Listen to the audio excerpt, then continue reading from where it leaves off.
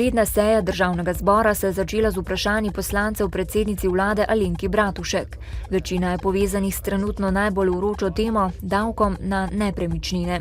Sicer pa se bo na februarskem zasedanju zvrstilo 12 zakonskih predlogov v različnih fazah obravnave. Obeta se sprejetje novele zakona o dostopu do informacij javnega značaja, poslansko podporo pa naj bi dobili tudi noveli iz paketa interventnih ukrepov po ujmi. V premogovniku Velenje in rudniku Trbovlje-Hrastnik potekata opozorilni stavki rudarjev. Velenjski rudarji bodo za 2 uri ustavili delo v vsaki izmeni, zaposleni pri delih v jamih pa so stavkali 2 uri v pozivnici. Stavkajoče skrbi prihodnost premogovnika, od uprave pa zahtevajo ureditev razmerij v holdingu Slovenske elektrarne. Rudarji v Trbovljah so stavkali 8 ur. Glavni razlog za stavko je zaostanek z izplačilom januarskih plač. Zaposlene skrbi odpuščanje in tudi prihodnost rudnika. Od jutri bodo znova dražji naftni derivati. Neosvinčeni 95-oktanski bencin se bo podražil za 1,3 centa, 100-oktanski bencin še za malenkost več, za 1,5 centa za liter goriva. Cena dizelskega goriva se bo zvišala za 0,7 centa, podražilo se bo tudi kurilno olje. Na Mariborski univerzi so pridobili skoraj 1 milijon evrov evropskih sredstev za projekt internacionalizacije univerze.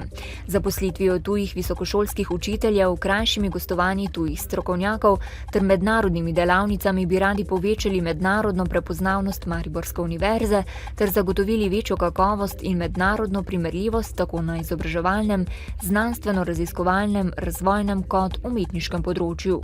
Že v tem tednu tako pripravljajo mednarodno konferenco na temo, kako zdravi smo posamezniki in kako zdrava je naša družba, ter delavnico za povečanje kakovosti poučevanja visokošolskih učiteljev.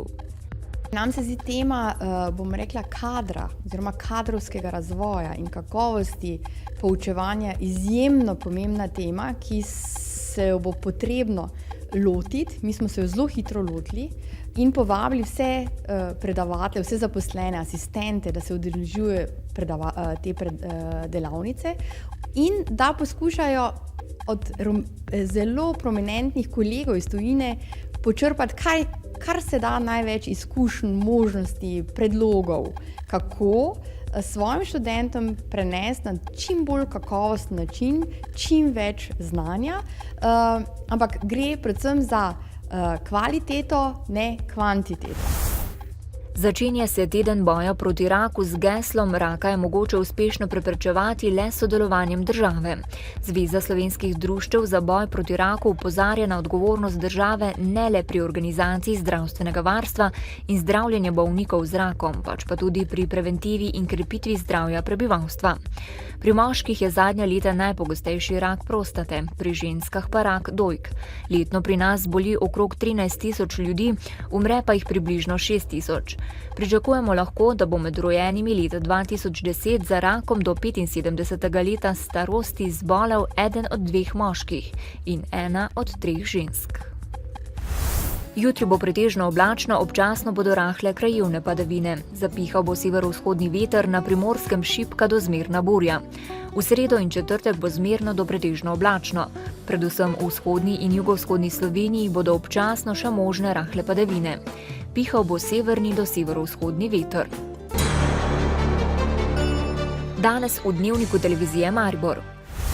Prezgodnje vabilo mariborske občine. Prevzem odpadnega lesa v Limbušu za zdaj še ni mogoč.